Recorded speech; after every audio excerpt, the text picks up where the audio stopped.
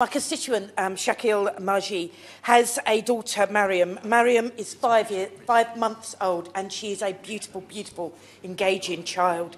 Maryam recently was diagnosed with a terrible condition called Spinal Muscular Atrophy type 1.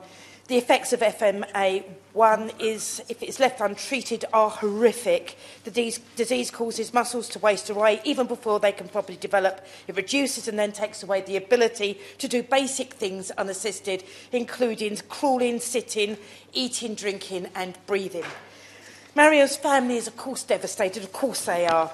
And effective treatment exists. A new drug developed by the international drug company Biogem, remember that name, called Spinraza.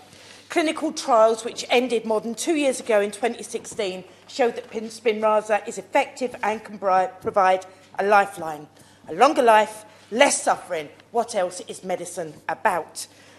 Spinraza is available on the NHS in Scotland and in 23 other European countries. It's licensed for use in the UK. But it isn't available to Maryam because Biogem and NICE haven't yet reached an agreement, and because last November Biogem's extended access programme was closed, and I've been told repeatedly it will not be reopening.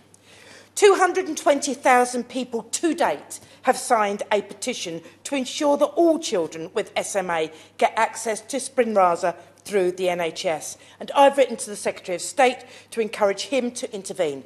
The NICE approval process is taking far too long. But I'm here to talk about Maryam and to argue that Biogem have a special and moral responsibility to make sure she receives the care she needs.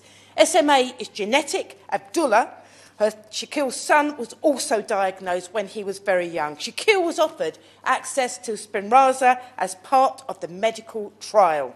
That clinical trial was successful, and it led to Biogem being able to sell this drug.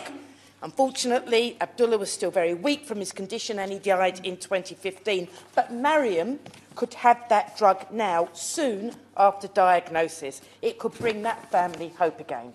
Shakil feels his family has been used. His son helped to test this drug, but that drug is now being denied his sister.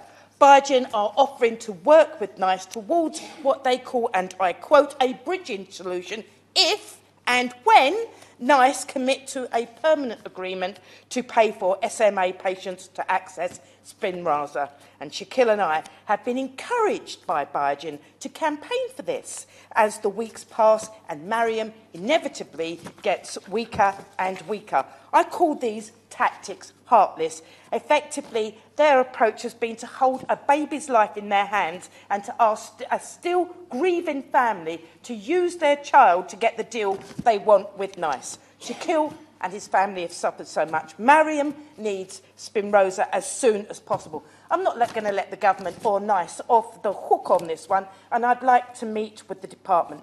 But Biogem needs to step up now and offer a way forward for Maryam. She can't wait. So Biogem, do the decent thing.